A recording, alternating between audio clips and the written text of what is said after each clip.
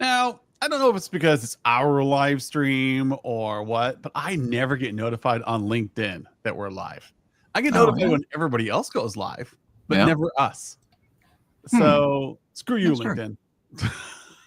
LinkedIn. Like seriously, like it is like right now we're live. I go to LinkedIn, I click refresh, and I see 2 other live streams from earlier today. I'm like, man, this is weird. Yeah. Anyways, that's enough It's you. complaining. That's enough complaining. Today it's our annual complaint. I should just call it Complain About QBRs Day. I think Yeah. I think I started this one last year or the year before. I added this to our calendar. Just that I got really tired of people explaining QBRs to me poorly. And I have myself to blame. And the problem is growing up in my career in the corporate world, QBRs were bashed through my brain on how to do them. Like, how do you do them? And each company had a little bit different flavor of how to do them. Some had each of the department heads kind of do a how are we supporting the business? Mhm. How are we achieving the annual goal? And if it was in the electrical industry, it was the CEO and mandates coming down for the grid. If it was in the private industry, it was a PBO and how we're aligning with the company's goals to achieve more money. It all depended on where we were. Yep. But it never changed. It was all about the business and how we're supporting business. I That's come it. into the MSP world, and all of a sudden, it's all about assets, asset management. Let's talk asset management. Let me tell you about asset management. Hey, here's tickets that pertain to assets. I'm like, where does this come from? It's like watching children present their plan for the money they earned from their recent job. Yeah. Yeah. It's like the wisdom just isn't there. It's like, who gave them this advice that these are the things you need to talk to? And I realized that no one advised them. Yeah. They got advice from No. somebody else who'd never done a QBR, who got advice from somebody else who'd never done a QBR. And you got CIOs out there who never learned from another CIO, or even the early generation of CIOs didn't learn from other leaders. They just proclaimed themselves a leader, didn't take any management classes, and said, I know what I'm doing. Now, I think many MSPs got their advice from their software vendors. That is true. And they had a platform that may do a great job at a operational, technical, detailed function with some really cool reports. And somebody said, hey, let's use these and market them as QBRs. Yeah. And that was I think a very poor representation of some really great software that did really cool things. But, you're not going to use your Ferrari to pull a trailer, right? It's just not what it's designed to do. And why does my engine keep burning out? I have 500 horsepower. Why can't I pull my camper? Why not? Why did I get in that wreck? Why did I roll on the interstate? All these things. It's because you didn't know what you were doing. Yep. You thought you did, but you didn't. And that's the problem with QBRs these days. And your key indicators are that your people don't want to come to your meetings. You don't even look forward to these meetings. You're simply doing them out of obligation. Yes. And that's the problem. It's like QBRs are actually really interesting to attend in a corporate world. Okay. Mm-hmm. I'm going to put a big asterisk on that because some are boring because the leadership is boring. Right. But for the most part, it's really neat to see what other departments are doing and how it's pertaining to the larger picture. Like, oh, I did not know that that department did that. That's really cool. I can help them with that actually. Hey, after this meeting, how about you and I get together and let's talk about how we can work on it? Because I've got a similar project over here I can work on. Yep. And then you'll see these discussions happen afterwards over coffee or over beer. And that's how corporations work. But thank you, MSP world. You killed the QBR. You made it all about asset management. We call these pure procurement meetings in the corporate world. Yeah. If you took a procurement meeting and you took it and said, hey, we're going to talk about this with the entire company, you're going to see a lot of dead eyes out there. Mm-hmm. No one's going to want to come to those. So when I say QBRs are dead, it's because the MSP killed them. And the MSP killed them because they took bad advice from people who didn't know what they were doing. And because they were all trying to resell, their incentive was to get you to be a reseller. So we would have some people early on who did a QBR with their client, like myself or other people, or even earlier than me, say, "Oh my gosh, I just generated a ton of money doing this meeting where I did a business discovery session with my client." These are the future people. If you want to sell more, if you want to align with your customers, you need to meet with them and have this kind of session with them. But they held the cards that are close in hand, and it became a game of telephone where I did this, I did this, I did this. And by the time I got to the end, no one really knew what the meeting was about. Yeah. And so then these vendors came up and says, "I've got the magic bullet. Just talk about assets, talk about warranties, talk about tickets, and do it in this fashion. Make this PowerPoint slideshow. Use our format. Here's our Dell brand PowerPoint slideshow that will do a PR for you." And all it's meant to do is resell their services, not help you as an MSP, not help your client, because there's no money to be made in helping MSPs do better services. Yeah. There is money to be made in the channel by having you resell things. There is no money in the channel for you to be better at selling services. Let me explain that. Yep. If you resell a Dell PC, who makes money? Dell makes most of the money. Lenovo makes most of the money. If you sell a Microsoft license, Microsoft makes the money, or Trend Micro, whoever you're buying through is making the money. So you're going to see a lot of advertising materials that say, "Hey, in your QBRs, talk about these things because we need them to sell. Here's how you can do topics in your meetings for QBRs to resell more of this stuff." They don't talk about service delivery because it doesn't make them money. Right. And if you want to broke. If you want to look at a sales tool, there are some sales resources in those great pieces of software. But keep in mind, that is a sales pitch. And if you put it in the right context, it can be very valuable. But don't spin it up as a business review, because it is not. So I wanted to poke fun at us a little bit here, Skip. So when we made Humanize IT, we merged this coaching package advisory service with our software, and we said, okay, cool. We're a coaching service that is bent on helping them be better consultants. That's where you can make some money, but I don't make more money if you make more money on services. I still want to coach because we're idealistic and we want MSPs to be more consultative, and I want people to say nice things about me and feed my ego. But when we bought this software company and we merged it and made Humanize IT, we suddenly started talking all about the software. We talked less and less about QBRs, about client delivery, because we had a product we needed to resell. We fell into the same trap. And so last summer or so, we kind of had this come to Jesus. Aren't we just a consulting company? Aren't we just a coaching company? We're not a software company. We just happen to have a good tool. But it suddenly became all about reselling that tool rather than coaching, rather than consulting. And so it's easy to get lost, even for those of us who know better. and so he's got to admit that, oh, crap, I failed. I forgot who I was. Even if it was just for a few months, I forgot who I was. So let's get back to that. And so, I started thinking, why aren't we integrating with RMMs in our tool, right? And that was what kind of brought me back to I need to be a consultant. So we didn't integrate with RMMs because I didn't want to talk about assets. Assets are not the point of the story. The client is the point of the story. But then people started really hammering me on well, that's where the clean data is. I'm oh, wait a minute. Let me take a step back here. Maybe it's not about the assets. It's about the data.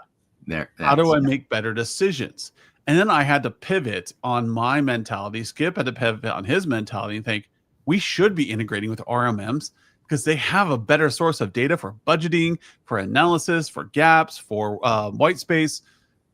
Oh my gosh, we're missing an opportunity because we get too focused on what our product was. Yeah, and those assets, those data points, they are very, very valuable. They're part of what we're responsible for in IT service delivery. So there is a component of that is going to be a part of pretty much everything we do. But rather than focusing on the data points, you have to make that one step further. It's not a giant leap, but it is a significant and very impactful step. You have to make that leap of, okay, what does this asset do? What does it mean to the business? What is the impact? And once you make that one more step, then that pivots everything that you're doing. So you're getting really close with good data sometimes. And the better data, the better decisions you can make. There's lots of engineers that will tell you that. But you've got to make that decision within the context of a real business analysis. And if you're stopping at the technical, you're missing the mark altogether. So giving a little bit of a preview of the goods here. Over here, we just released a Ninja integration. Why did we do that? What does that do with QBRs? QBRs are simply a review of what a business is doing, not the MSP. Are you going to bring something up, Adam? Yeah, I am. It's taking me. I'm trying to click and talk at the same time. Okay, it's like chewing gum and patting your head. So having this conversation with your client. So in a normal organization, if you were the IT department, your job would be to go into the CEO ahead of time and talk to them and say, hey, what's the goals? How are we doing on the goals? In fact, the CEO should have pulled you in at some time and said, hey, here's our goal for 2025, 2026, 2027. Here's our 3-year projections. And then you would, as a CIO, walk back to your division and make sure that you've got it lined up and that you've got your projects prioritized. The problem is over here. So we have this great Ninja synchronization now, right? We're pulling in live data from Ninja. We're very lazy, so it automatically matches the companies. I'm very proud of that idea, but no one's probably going to notice. Maybe that's kind of the goal. You make something so good, no one notices. Anyways, most of you come in here and you get obsessed with this list. Yes. You get obsessed with it, and you'll come in here and you will like fill in these fields and you'll spend hours and hours and hours for what result? Yeah. You get lost in this data manipulation and you're like, where am I going with this? And like, no, you should be focusing on this. Yeah. You should be focusing on this budget here. You should be focusing on how does this look? How is this trending over time? Where are we going with the clients? How are we breaking out projects? You should be coming here to Project Roadmap, adding notes like, how is this project going to help my client? When should we have this done so we get the most benefit out of it? This is where most of your conversation should happen. Yeah. They should never see the asset screen because the asset screen doesn't matter. How is adding on access controls for this going to help your company? How's it going to help them with their revenue? How's it going to help them achieve their goals this year? And you should be adding that in here. Your QBR should be completely focused on moving this project up because, hey, we think that we need to work remotely and we're going to make that a key feature of our company. Since they're forcing all the federal workers to go back in office, we're going to be highly competitive here and say, hey, look, if you work with Humanize IT, you can stay working from home. Yep. And so let's make that a higher priority so that you can have a competitive workforce. Take advantage of things that are going on in the world right now so that you can prioritize the projects that will help your clients.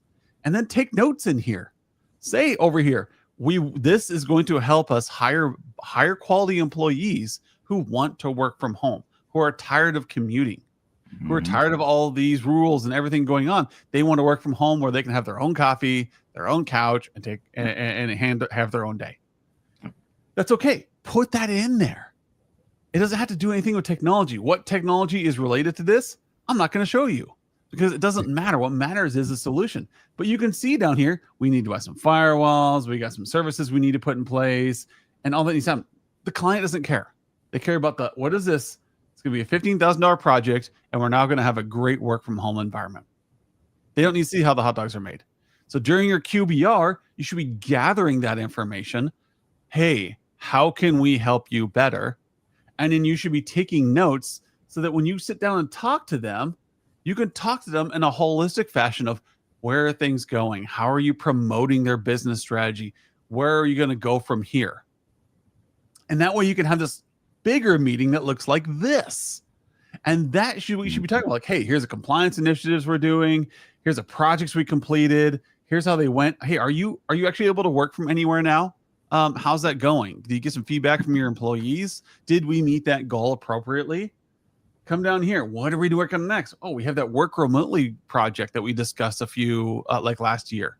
Are you ready to do that now? Can we pull the trigger on that? Let's go ahead and get it approved.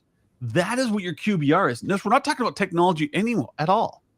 But the vendors out there want you to talk about asset management. They want you to stay on this tab as long as possible, reselling their warranties, their hardware, their assets, and their licensing. And that's what they want you to do. And that's why you're stuck. And that's why you keep killing your QBRs. This is like your accountant talking receipts all the time with you and not talking about profit and loss, not talking about forecasting and growth strategies. That's why you don't want to meet with your accountant. Neither do I when they start talking about this stuff. It's a good thing for you to know operationally. I want to know my accountant's taking care of this. But this is my rant, people. Yep. You are doing QBR so wrong that you have killed them. Yep. And so now we're talking about something else. Hey, we need to do a strategic review of your environment. Call them something else.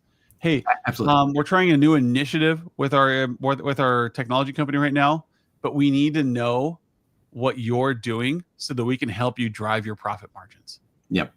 And you said something earlier, Adam, and I hear this all the time from MSPs.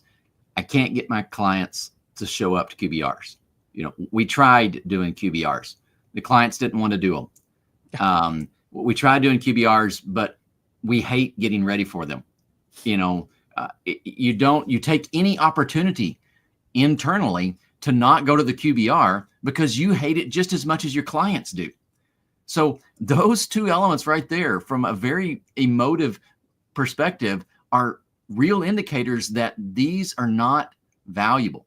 Because as a business professional, if you see a meeting that's going to be engaging, driving business, zeroing in on your goals, helping you mitigate your challenges, you're going to be interested in that. Yeah. You're going to want to attend to that. And if your clients don't see that, then they don't want to show up. And from your perspective, are you really driving that much? Is your incessant pounding on warranties and licensing and asset renewals, is that really generating the revenue that you're looking for? Is that the margin that you're building your business on? Or what you really want is the projects that go along with that, or the support services that underpin all of that. Those are typically the key elements that make MSPs a considerable amount of money. So you get to go to meetings that you're very vested and interested in, right? Because it helps your business, and the clients are getting the same benefit out of it. Then that's something you're both going to engage with very, very, very well, and grow both of your companies out of these meetings that you want to attend. Yeah. Right?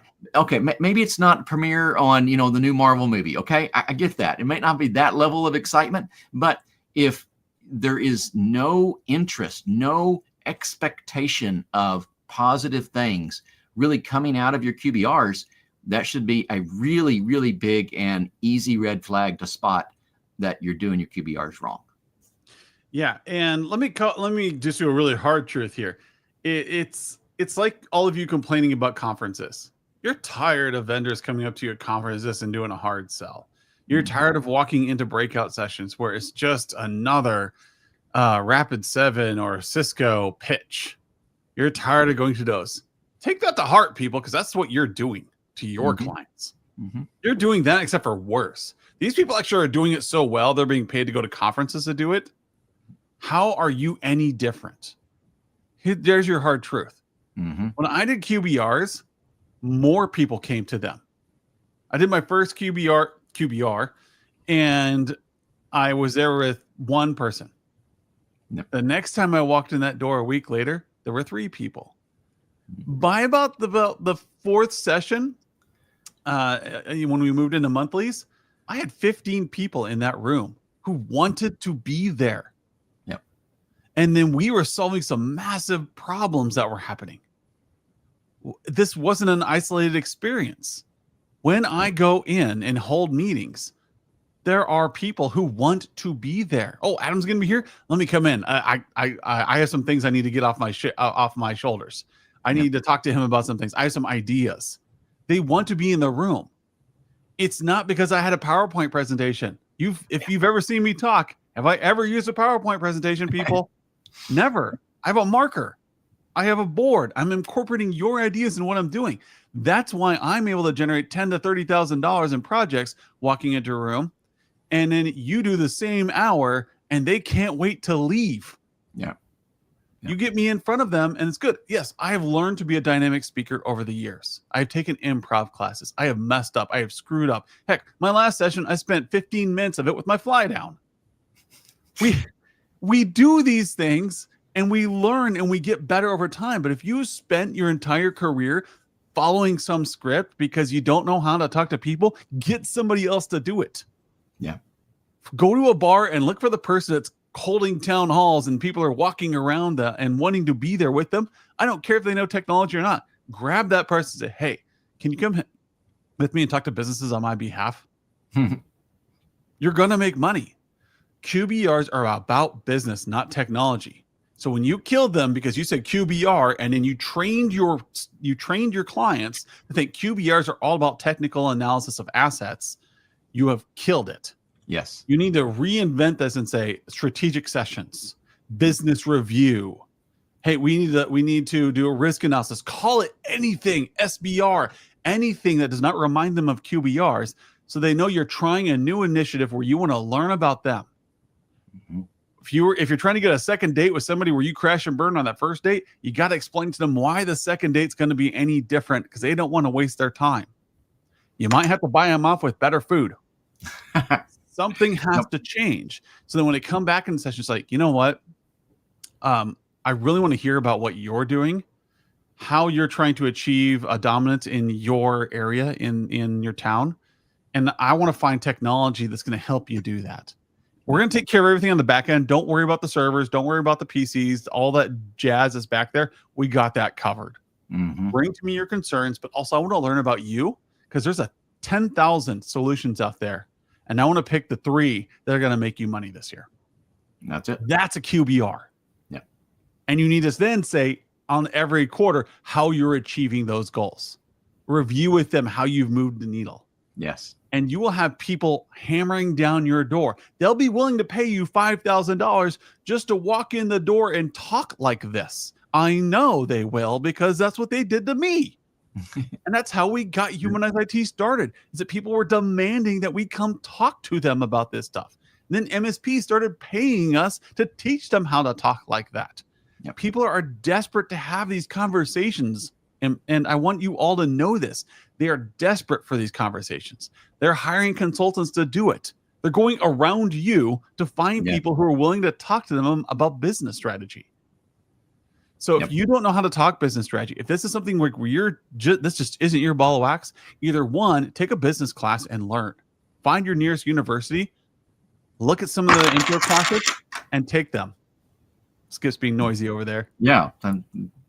Cascading Spend event some there. time at a BNI group and talk about anything other than technology. Learn from them. These are smart people. Be more like them. Don't try to make people into technology experts. Don't try to explain to them what the difference between a Lenovo and a Dell is. Yeah. Don't explain to them what Azure is. Explain to them how you're going to help their company in terms that they understand. And you do that by empathizing and knowing what a business mindset is and how you play into that. Well, I think it's even easier than that in some of the business questions. And we've got lots of templates, and we love talking about those. They're in many of our previous events about, key stakeholders and the 2Q and all sorts of things that, we have available. But there is a very easy step into that. And I always tell everybody, when you go to these meetings and you set them up with the proper agenda and expectations, there is an industry business specific expert in those meetings. It's your clients. All right. All you got to do is listen. All right. And they're going to be able to highlight the things. And if you have great business skills, yes, that will layer on top of it and be even better. But if you just capitalize on the expertise in your client's own business that they possess, and then align your expertise in technology to meet their goals, you've already done more than 99% of the MSPs out there. So it is a very easy transition to make as long as you change your focus. So you can do better. I mean, there's always great skills and more that you can do, but don't feel like you need an MBA to go do these. It can be done with simply some good listening skills. Yes. And that kind of wrapped up, like, QBRs are dead. You killed them, people. But that's okay. You can get the second date. You just got to show you've changed. You got to show you matured. If you want to learn more about this, sign up for some coaching from us, from a Start, Grow, Manage, from anybody who can explain to you how to talk to customers, not about technology, but about what they care about. Mm-hmm. Treat your customers better so that they want to be around you. Stop being the typical IT guy, moving them out of the way and over-explain everything. Spend some time listening. Yep. Spend some time listening. If you need to put a red dot on your paper that says stop talking, do it. Mm-hmm. Do anything you can to listen and learn from your client so that you can align with them solutions that actually matter. Mm-hmm. All right, Skip. Well, thank you for coming on. For those of you out there listening live, we got several on LinkedIn and YouTube. Yeah. Looks like. And check out the Ninja integration. I'd love to get some more feedback on that. Our beta testers were great. I think we're going to do a live broadcast with Ninja in early April. And it's really cool, people. Finding a lot of revenue this way. People are looking at this as just an awesome item. And then go out and have QBRs, not about the assets, but about those gaps that are keeping them from moving forward. Thanks, Skip, and we'll see you all next week. See ya.